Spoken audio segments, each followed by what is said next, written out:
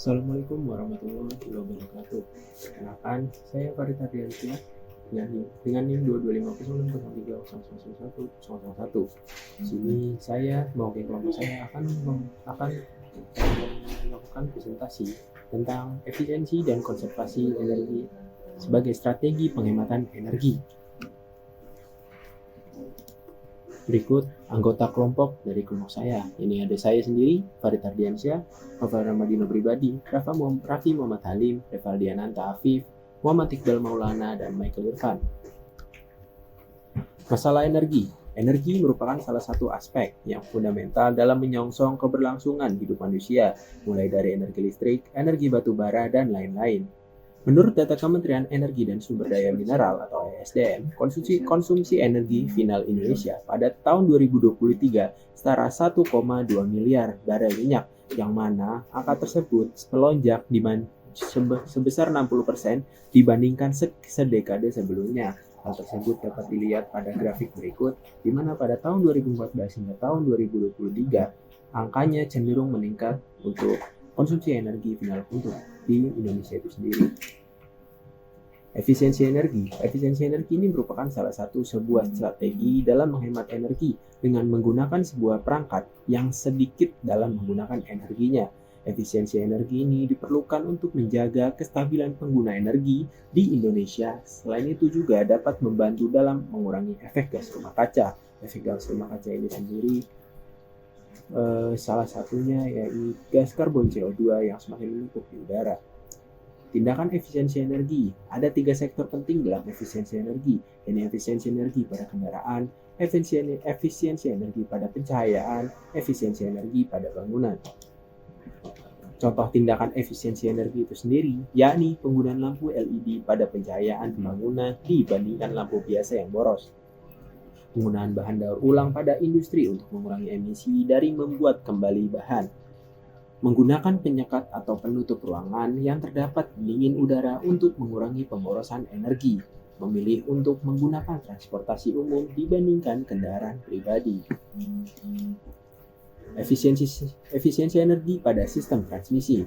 Pada sistem transmisi yang umum digunakan sekarang, yakni menggunakan tegangan tinggi AC, dan terdapat masalah akibat kerugian saat transmisi listrik, karena pada HVAC sendiri terdapat 3 rugi, yakni resistif, induktif, dan kapasitif. Hal ini yang menyebabkan energi lusus pada sistem transmisi HVAC.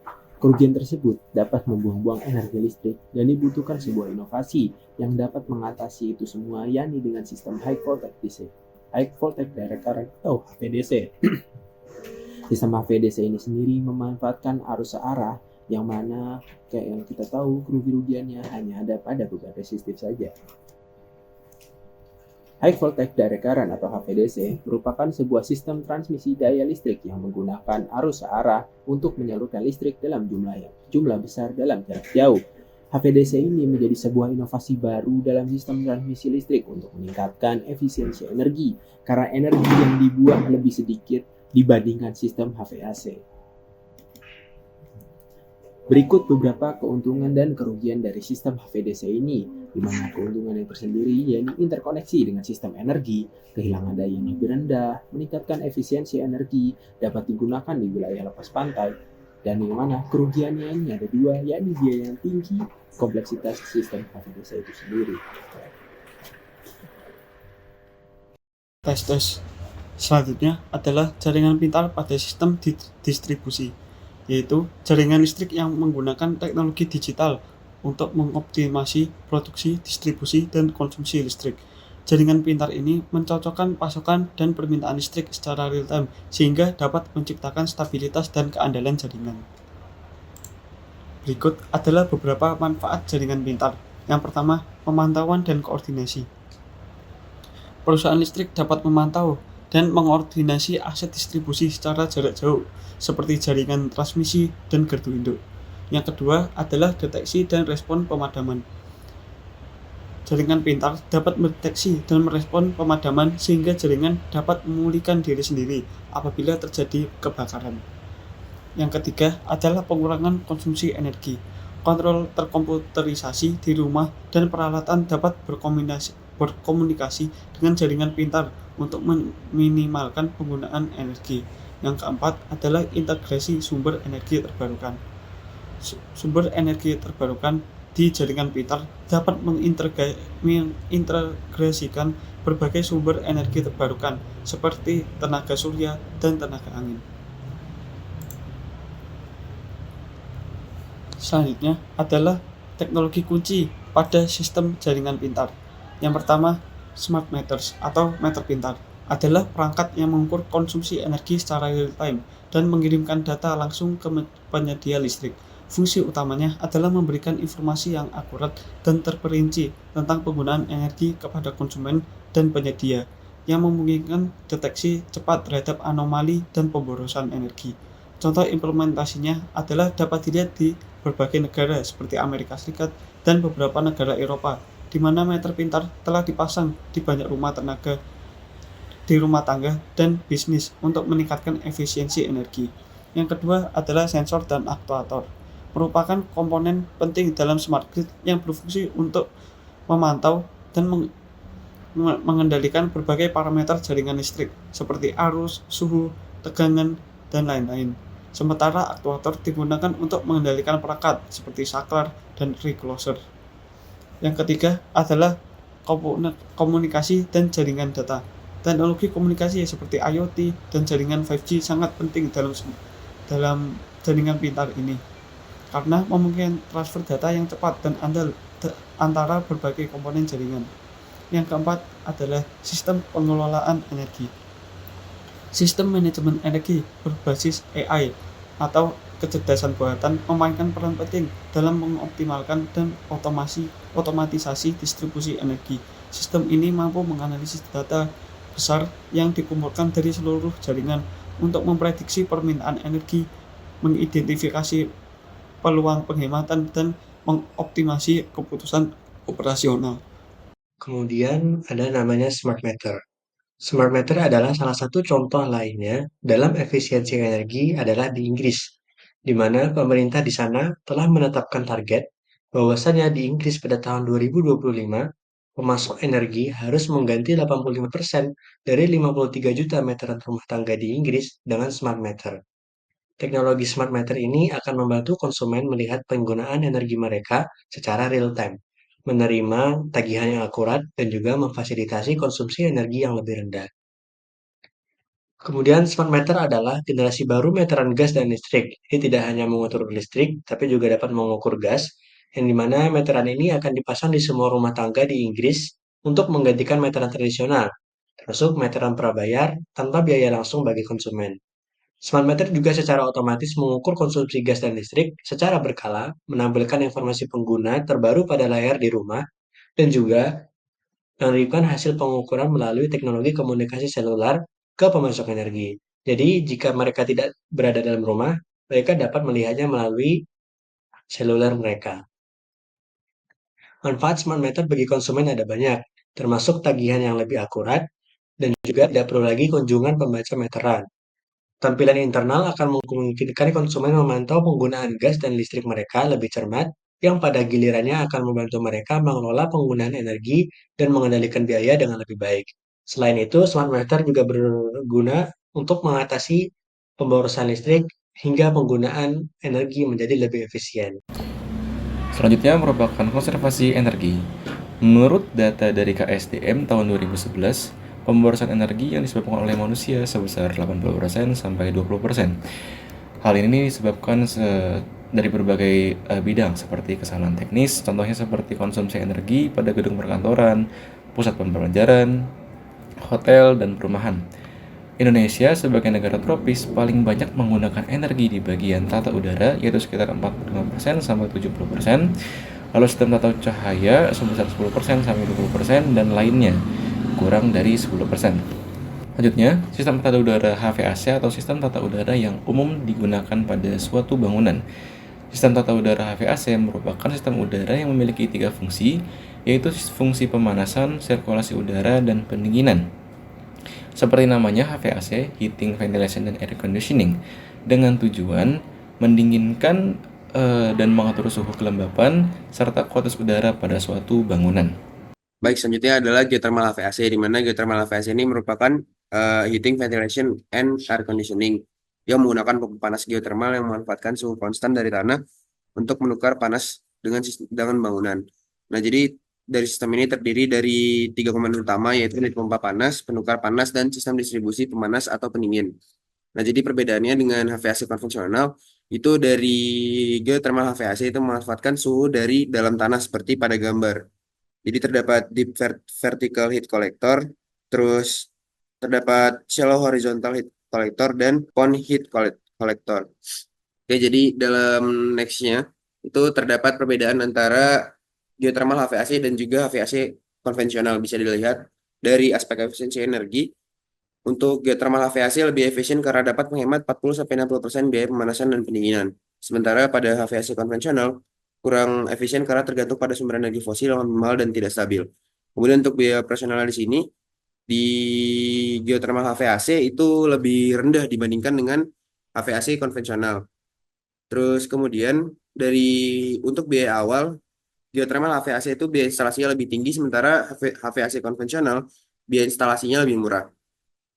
Kemudian terdapat di sini pemeliharaan, di mana aspek pemeliharaan di sini lebih tahan lama terkait si geothermal HVAC. Kemudian dampak lingkungan di sini terkait emisi CO2 lebih rendah dan ramah lingkungan dari si geothermal HVAC sendiri. Oke, tadi sudah dijelaskan terkait konservasi energi dan juga efisiensi energi, di mana keduanya memiliki perbedaan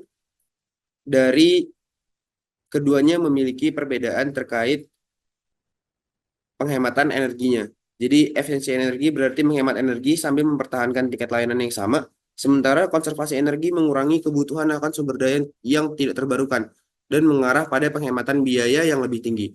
Jadi konsep efisiensi dan konservasi ini berbeda tapi sangat linear dalam penerapannya. Jadi contoh semisal dari konservasi energi itu adalah mengurangi penggunaan lampu saat tidak diperlukan, sementara dari efisiensi energi itu mengganti lampu pijar dengan lampu LED agar lebih hemat dan lebih next terkait konservasi dan efisiensi energi. Di sini juga disediakan sebuah tabel. Jadi terdapat beberapa aspek, yaitu definisi, contoh, biaya implementasi, dampak, dan keberlanjutan, di mana konservasi energi definisinya perubahan perilaku untuk mengurangi penggunaan energi, dan efisiensi energi penggunaan teknologi yang lebih efisien untuk menghasilkan layanan yang sama. Oke, berarti berikut contohnya juga dari konservasi mematikan lampu saat tidak digunakan, dan efisiensi mengganti bola lampu pijar dengan lampu LED. Nah, kemudian dari aspek biaya implementasi dari konservasi energi itu biasanya tidak memerlukan biaya tambahan, hanya efek penggunaan saja.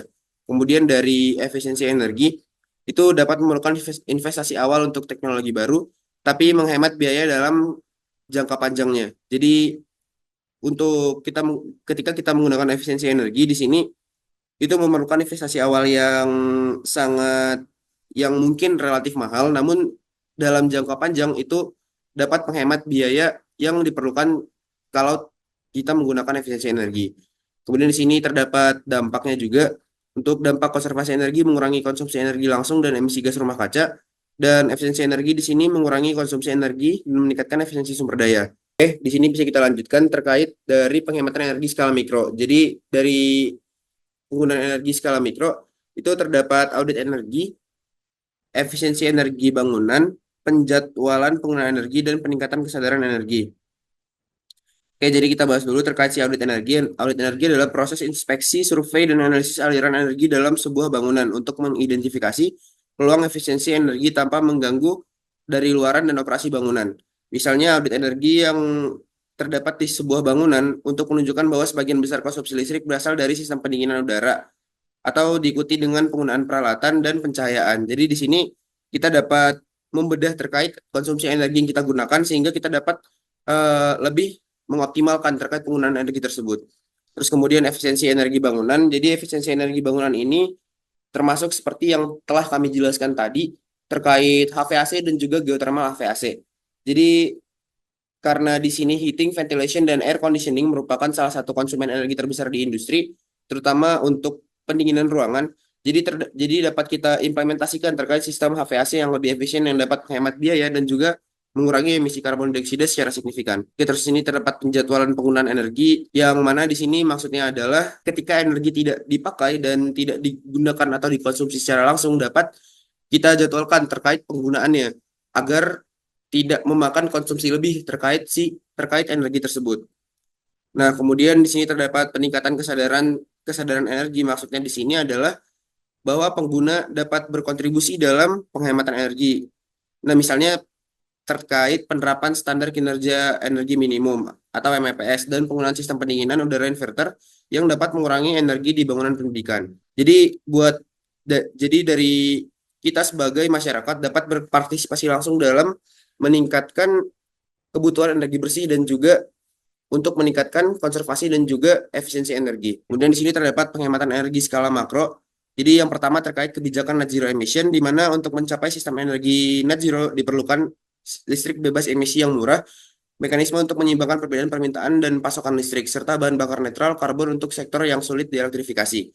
Nah, jadi di sini juga terdapat sebuah infografis di mana terkait net zero carbon emission by 2050. Jadi di sini terdapat 8 step, yaitu increase the solar and wind capacity 3.5 times to 500 gigawatts. Jadi di sini kita dapat menggunakan energi baru dan terbarukan untuk menghasilkan energi listrik yang lebih signifikan dan juga lebih bersih.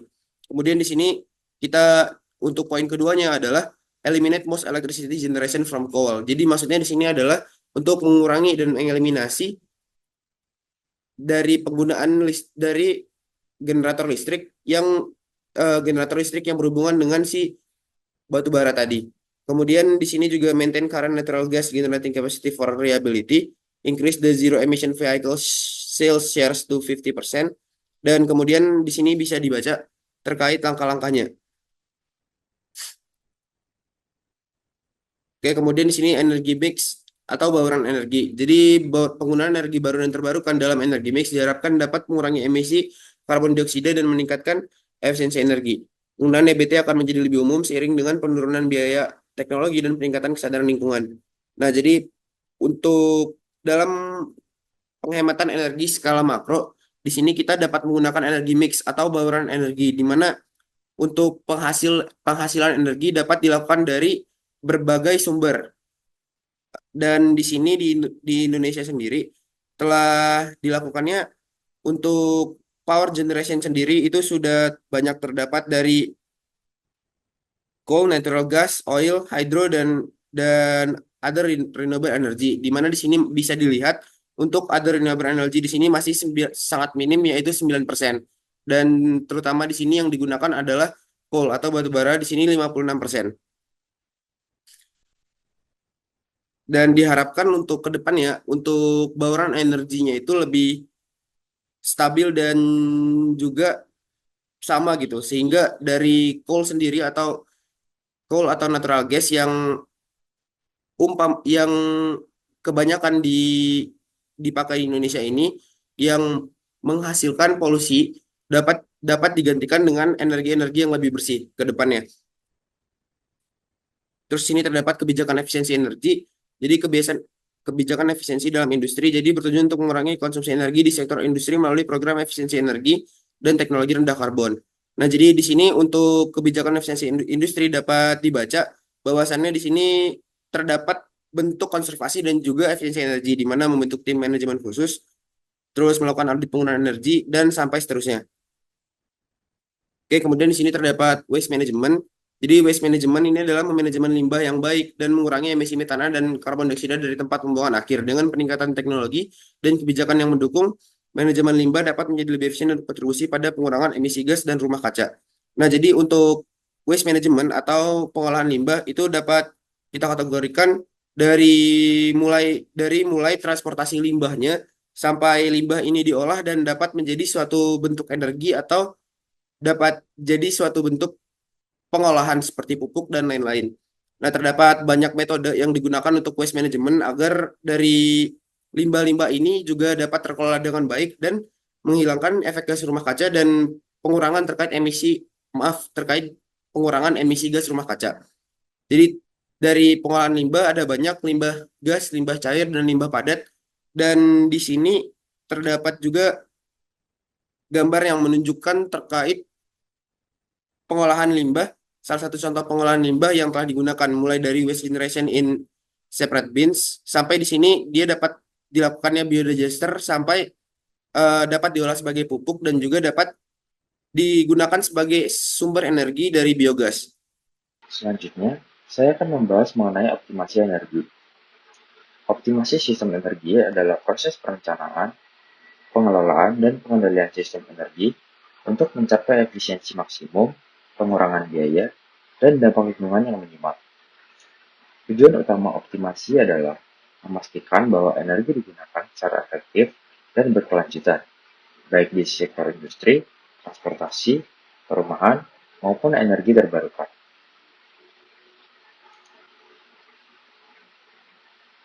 Lalu selanjutnya adalah tujuan optimasi energi. Yang pertama adalah efisiensi energi, yaitu untuk mengurangi konsumsi energi per unit output dengan memaksimalkan kinerja sistem atau proses. Lalu yang kedua adalah pengurangan biaya, yaitu untuk menghemat biaya operasional melalui penggunaan energi yang lebih efisien.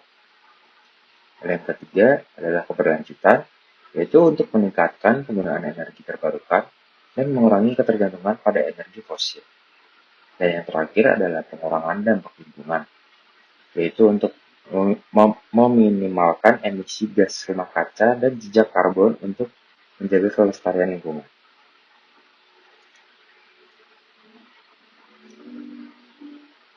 Lalu, saya akan membahas mengenai prinsip optimasi energi. Yang pertama adalah analisis sistem energi, yaitu dengan mengidentifikasi sumber dan penggunaan energi, dan juga mengevaluasi efisiensi proses yang ada. Hal yang kedua adalah penggunaan teknologi efisien, yaitu dengan memanfaatkan peralatan hemat energi seperti lampu LED, motor efisiensi tinggi, dan boiler yang dioptimalkan. Hal yang ketiga adalah manajemen energi, yaitu dengan melakukan audit energi untuk memahami pola konsumsi dan juga mengelola energi berdasarkan data real-time. Lalu yang keempat adalah pengelolaan beban energi, yaitu dengan menghindari konsumsi energi pada waktu beban puncak dan juga memanfaatkan energi saat tarif lebih rendah. Lalu yang kelima adalah rekayasa proses, yaitu dengan mengoptimalkan desain proses industri untuk meminimalkan pemborosan energi.